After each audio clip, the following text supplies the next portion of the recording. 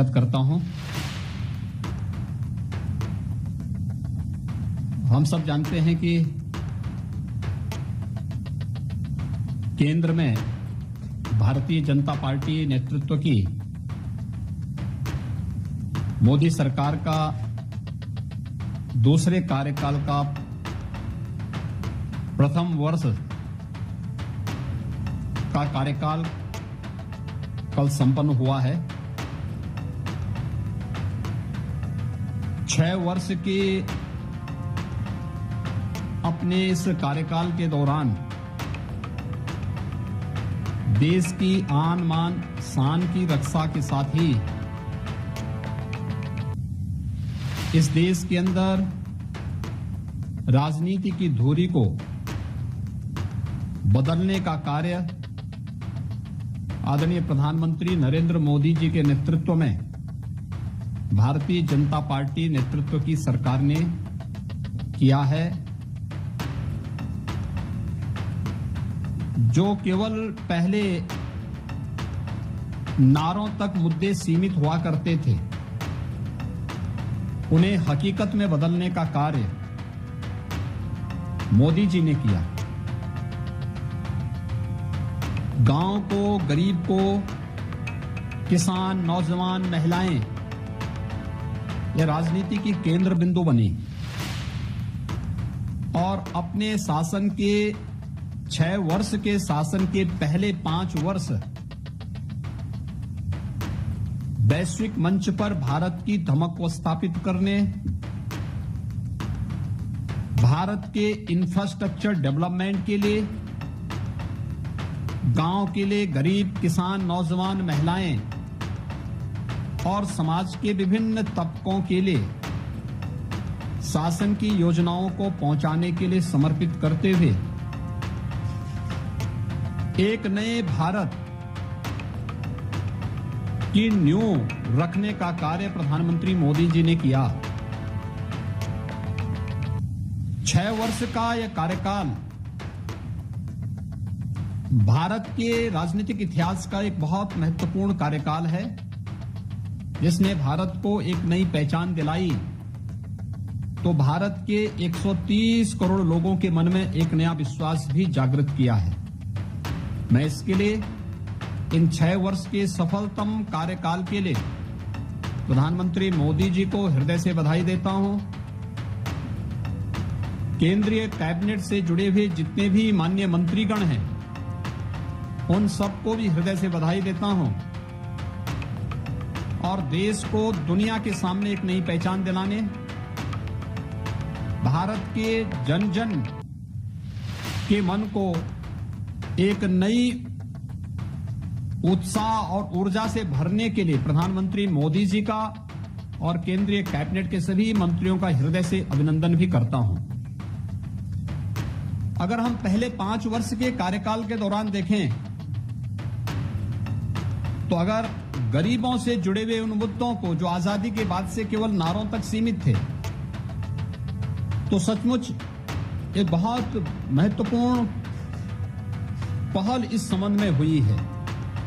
और इसमें खासतौर पर अगर आप शुरुआत करेंगे कि आज जब भारत कोरोना जैसी वैश्विक महामारी से जूझ रहा है और पूरी दुनिया इससे त्रस्त है, उन स्थितियों में हम स्वयं समझ सकते हैं कि आज हम लोग सफलतापूर्वक राहत कार्यों को इसलिए संपन्न करने में हमें मदद मिल रही है क्योंकि इसकी शुरुआत 2014 में ही प्रधानमंत्री जी ने जनधन अकाउंट हर गरीब का खाता खोल करके कर दी थी।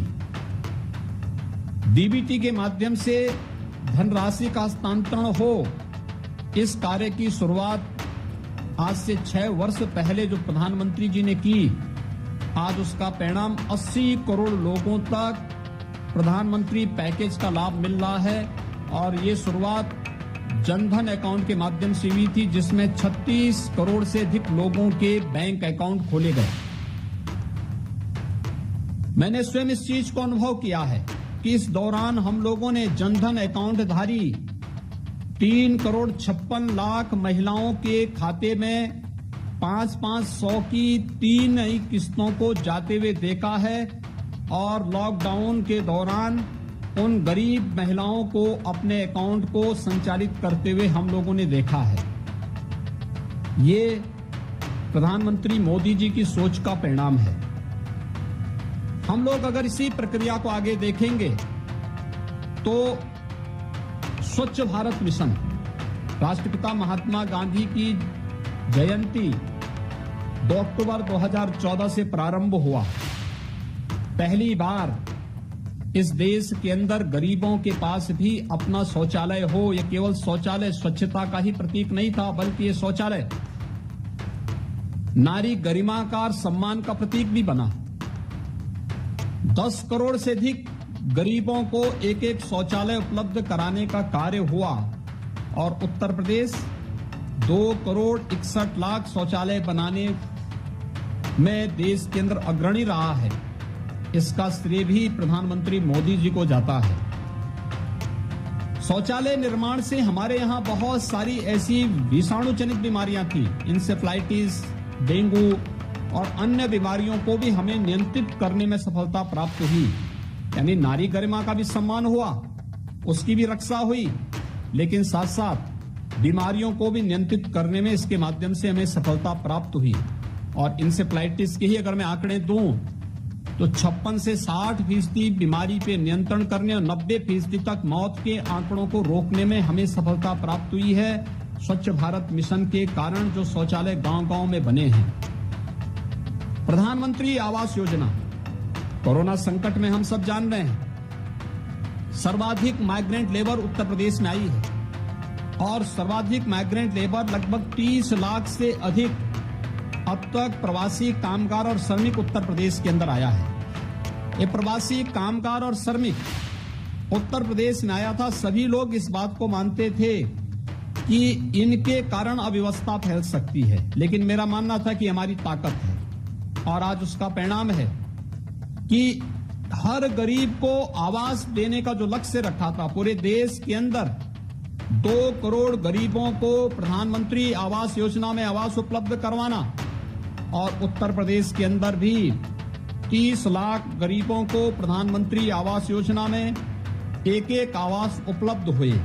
यह एक बड़ा कार्य प्रदेश के अंदर प्रधानमंत्री आवास योजना के माध्यम से हुआ।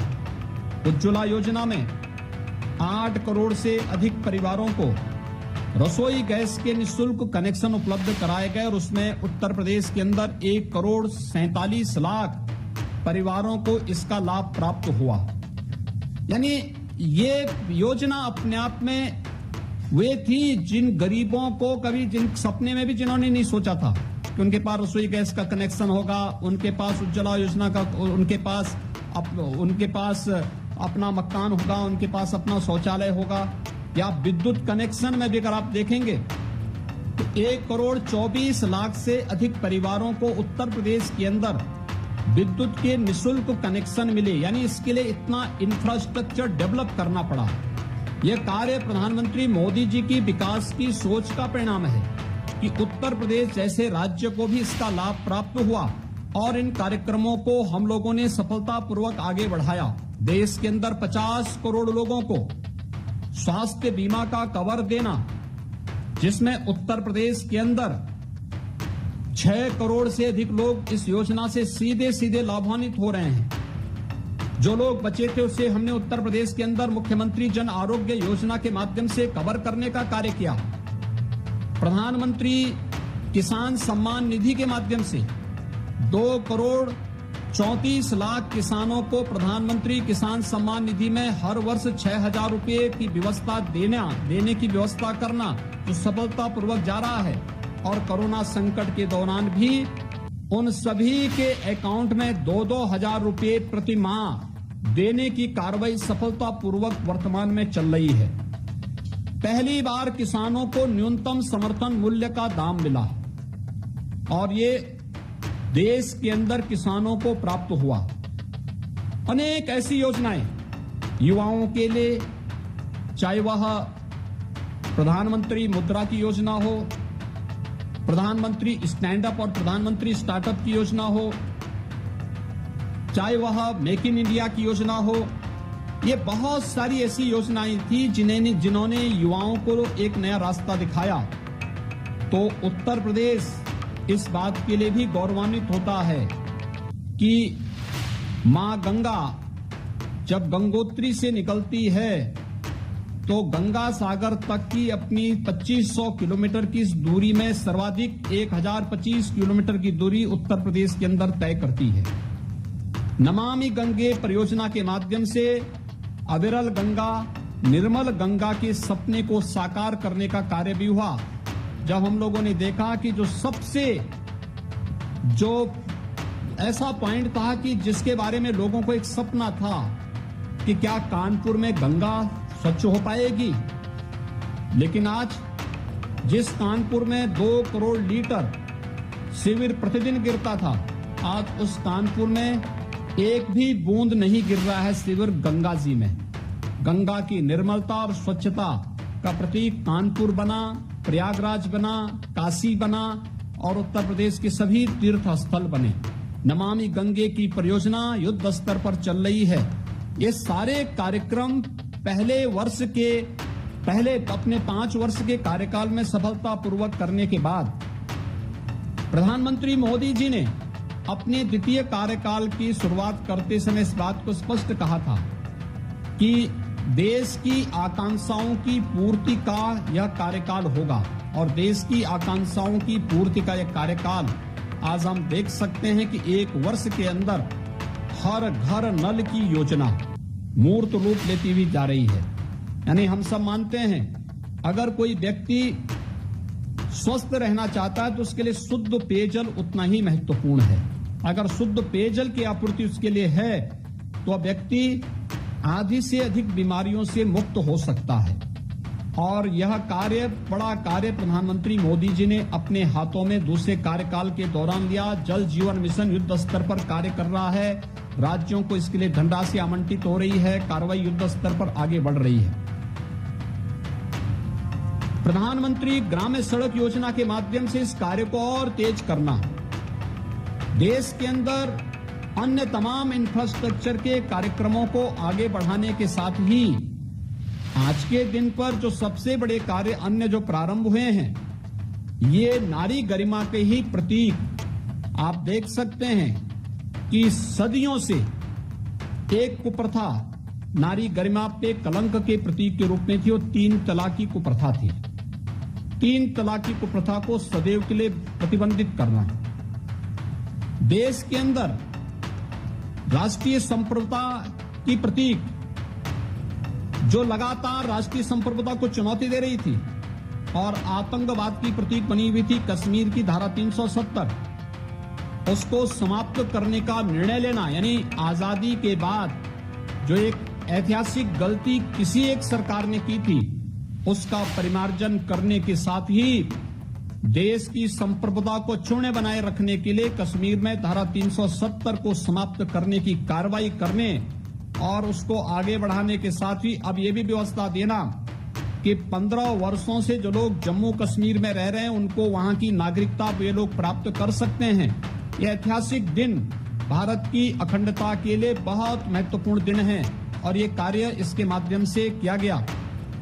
नागरिकता संशोधन कानून पाकिस्तान में, अफगानिस्तान में, बांग्लादेश में हिंदू समेत वहां के जो अल्पसंख्यक समुदाय के लोग हैं, जिनका शोषण हुआ है, जिनकी प्रताड़ना हुई है, इन सभी लोगों को वहां की भारत की नागरिकता मिल जाए।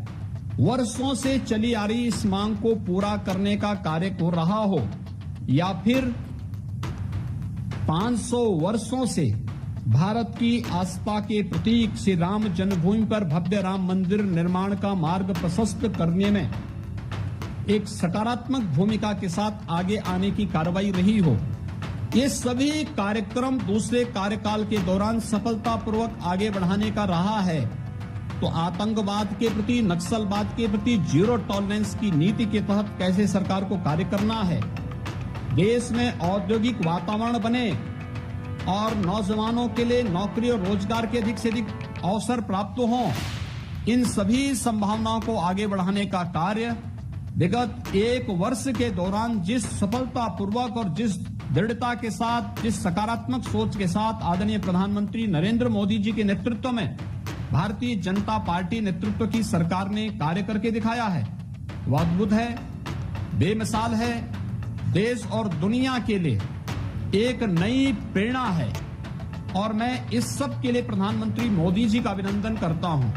संकट में कैसे देश का नेतृत्व होना चाहिए, ये प्रतीक अगर हमें देखना है तो प्रधानमंत्री मोदी जी के द्वारा समयबद्ध ढंग से, दूरदर्शितापूर्ण तरीके से ले गए निर्णय का परिणाम है कि कोरोना संकट भारत जैसे 135 करोड़ की आबादी के देश में अगर आप संक्रमित लोगों की संख्या और मौत के आंकड़ों की तुलना दुनिया के तमाम विकसित देशों से करेंगे तो भारत अपने को एक सेफ जोन में पाता है।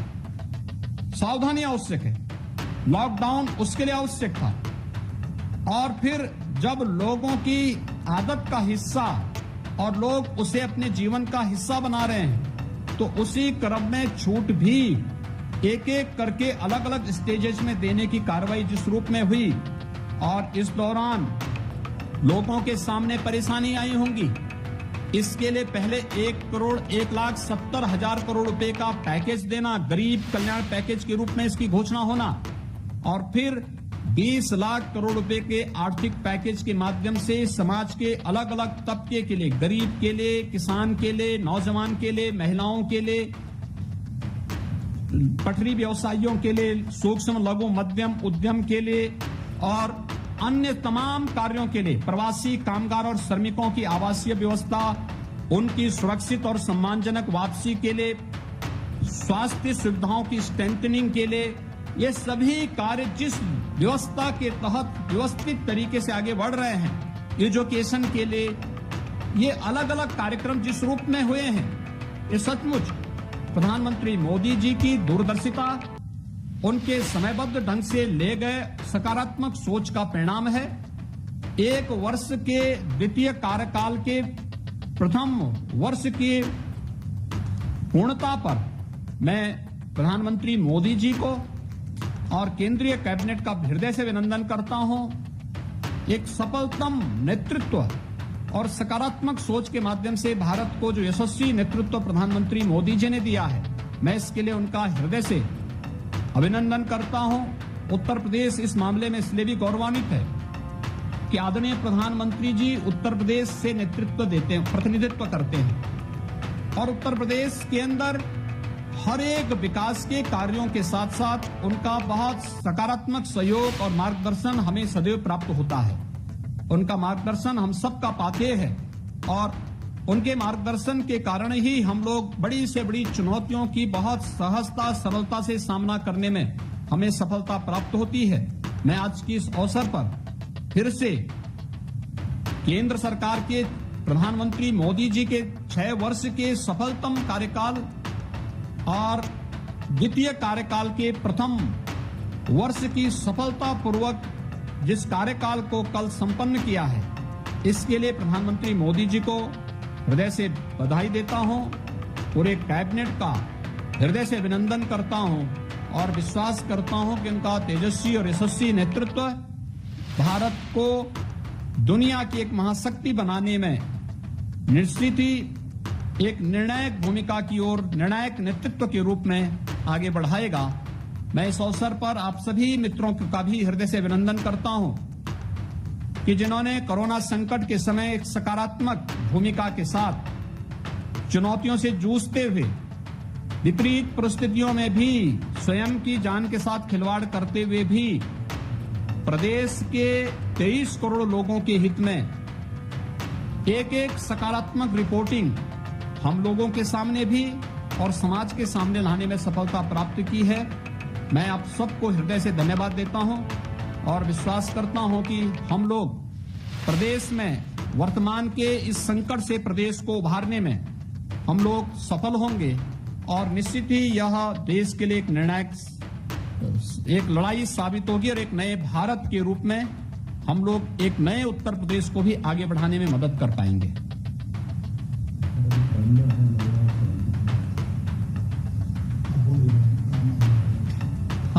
कामना जी, आप अपना सवाल पूछ सकते हैं, अपना माइक अनम्यूट कर लीजिए। कामना जी, उमेश रघुवंशी नाउ उमेश रघुवंशी जी, अपना माइक अनम्यूट कर लीजिए।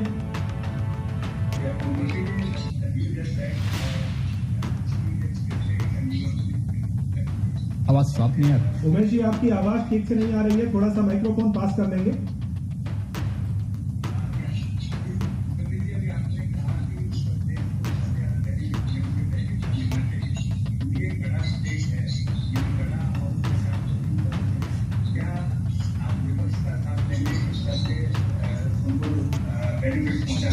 देखिए, हमें ऑलरेडी पीएम पैकेज का सर्वाधिक लाभ उत्तर प्रदेश को मिला है और जो राज्य जिस गति से कार्य कर रहा है उसका लाभ उसी गति से मिल पाएगा, मिल भी रहा है। इसमें कोई भेदभाव नहीं है।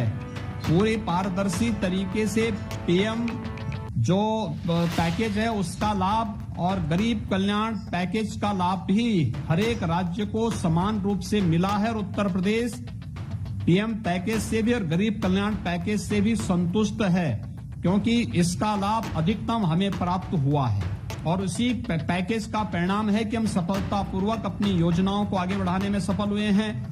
अब तक हम लोग 1555 से अधिक ट्रेन के माध्यम, श्रमिक स्पेशल के माध्यम से प्रदेश के अंदर सर्वाधिक प्रवासी कामगार और श्रमिकों को सकुशल वापसी करने में और उन्हें सम्मानजनक रूप से होम क्वारंटाइन या क्वारंटाइन सेंटर तक पहुंचाने में भी हमें सफलता प्राप्त हुई है और उनके लिए नई नई योजनाओं को बनाने में भी हमें इसी के माध्यम से सफलता प्राप्त हुई है।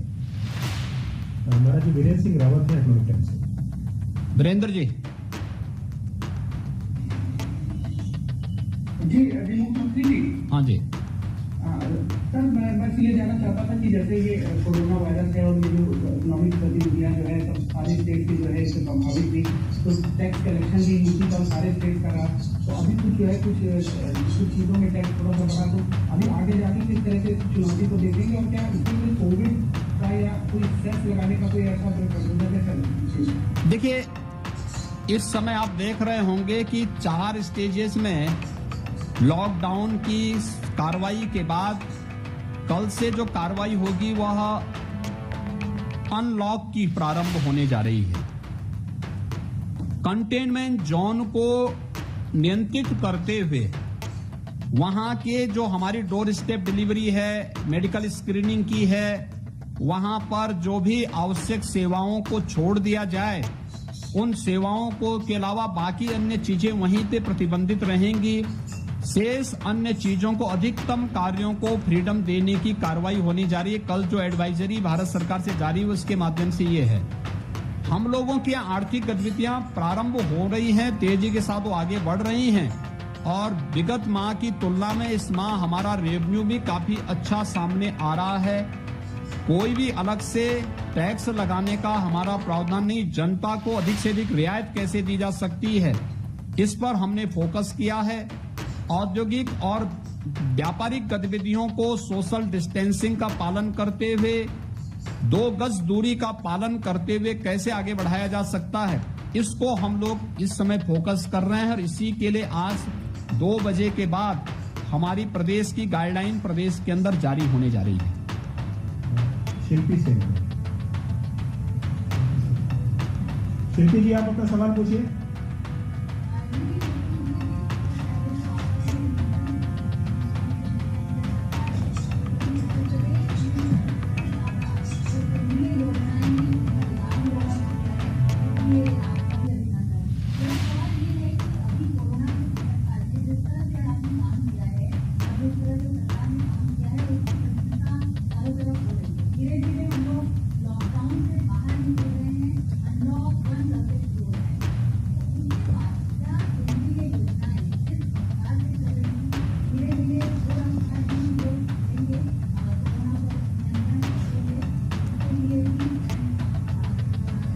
देखिए, हमारे यहाँ अधिकतर योजनाएं प्रारंभ हो चुकी हैं। एक्सप्रेस वेज के कार्यक्रम हमारे प्रारंभ हो चुके हैं। डेडिकेटेड फ्रेट कॉरिडोर के कार्य हमारे प्रारंभ हो चुके हैं। मेडिकल कॉलेजेस के कार्य जो हमारे प्रदेश में 29 नए गवर्नमेंट मेडिकल कॉलेजेस बन रहे हैं, इन सब के कार्य हम लोग प्रारंभ कर चुके हैं। हाईवे के कार्य हमारे प्रारंभ हो चुके हैं। और भी बड़े बड़े प्रोजेक्ट हमारे लगभग सभी प्रारंभ हो चुके हैं। तो आर्थिक गतिविधियों को भी हम लोगों ने तेजी के साथ आगे बढ़ाने का कार्य किया है और हमारा प्रयास है कि जान भी और जहान भी दोनों को साथ लेकर के चलेंगे और इसी बात को लेकर के कंटेनमेंट जोन में ही जो शक्ति होगी उसी को लेकर के हम लोग कार्रवाई करेंगे। जो अभी तक सायंकाल 7 बजे से सुबह 7 बजे तक का रात्रिकालीन कर्फ्यू था, इसमें भी काफी ढील देने की व्यवस्था की जा रही है और भी अन्य तमाम चीजें जो अभी गाइडलाइन 2 बजे के बाद जारी होगी तो उसमें बहुत सारी चीजें आप देखेंगे कि बहुत सारी ऐसी गतिविधियां प्रारंभ होंगी जो आर्थिक गतिविधियों के साथ साथ प्रत्येक नागरिक को भी अब सोशल डिस्टेंसिंग का पालन करते हुए हम लोग इस बारे में जरूर ध्यान देंगे कि हर हाल में कोरोना की चेन को तोड़ने के साथ साथ आर्थिक गतिविधियों को हम आगे बढ़ा सकें। कामना हजेला है एएनआई से। कामना जी, आप अपना सवाल पूछें। कामना जी,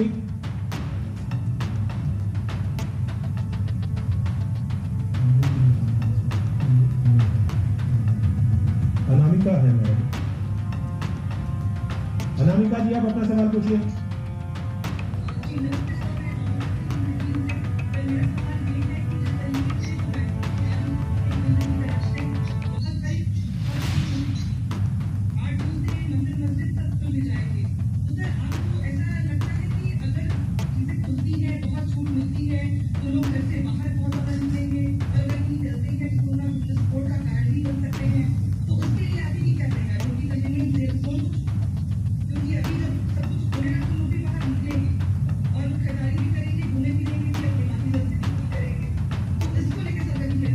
देखिए, मास गैदरिंग हर हाल में रोकना, एक दूसरा धर्म स्थलों को और उन सार्वजनिक स्थलों को जहां पे भीड़ भाड़ हो सकती है, अभी 8 जून के बाद से ये कार्रवाई आगे बढ़ेगी।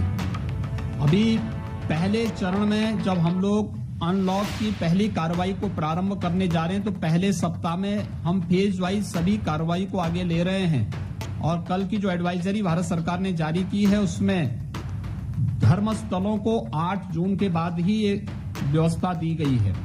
लेकिन कोई भी सामाजिक कार्यक्रम नहीं होंगे बड़े या मास गैदरिंग कहीं भी नहीं होगी।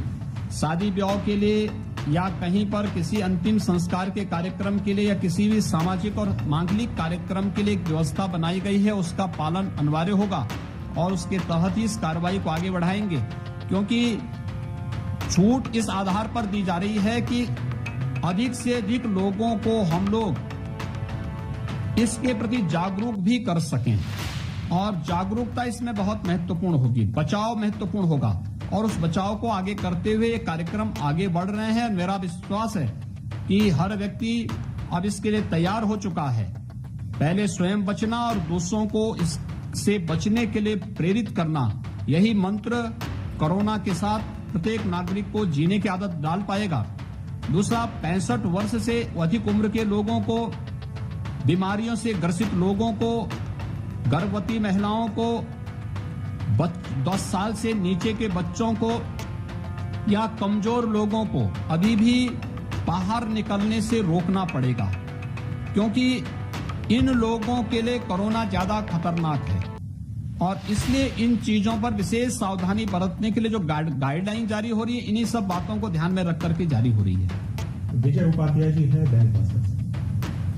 पहले तो मुख्यमंत्री जी आपको बताया कि 23 करोड़ की आबादी वाले उत्तर प्रदेश में आपने कोरोना को इस तरह से नियंत्रित किया कि कुल अभी 7,500 लोग ही इसे संक्रमित हुए, उसमें ज्यादातर ठीक भी हो गए हैं और बड़ी चुनौती तबलीगी जमात ने क्रिएट की जिन्होंने 3,000 करीब कोरोना संक्रमित किए उत्तर प्रदेश को। उसके बाद कभी जो आए गिनी करारों से हुए अभी करीब 2,000 कोरोना संक्रमित आए।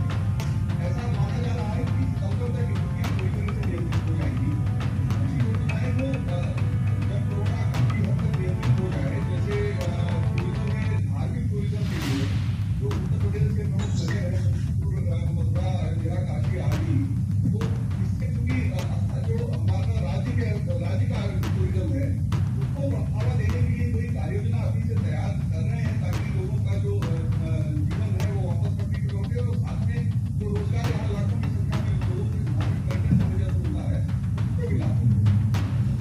देखिए, टूरिज्म हमारा एक बहुत बड़ा माध्यम है प्रदेश की रोजगार और अर्थव्यवस्था को एक नई ऊंचाइयों तक पहुंचाने के लिए। पर आप सब जानते हैं कि प्रयागराज कुंभ के माध्यम से तो हम लोगों ने इसको एक नई ऊंचाइयों तक पहुंचाया था।